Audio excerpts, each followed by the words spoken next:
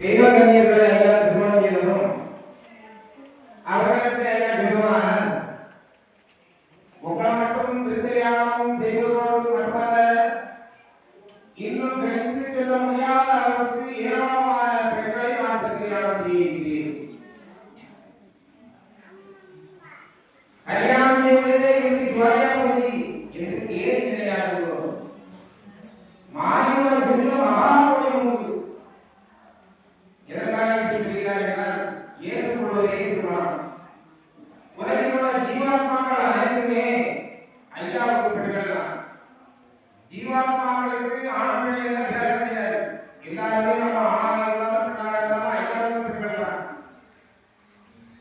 இந்த மன அனைத்துகளை நம்ம நீக்கி ஐயாவை பற்றி பிடிக்கிற போது ஐயா நம்ம ஏற்றுக்கொள்வார். அவர் ஒருவரே புரோகமன். அதற்காக ஐயா திருக்கல்யாண எல்லாம் நமக்கு மறுக்காக இப்படி ஐயா அம்மைமார்களை திருக்கல்யாணம் செய்து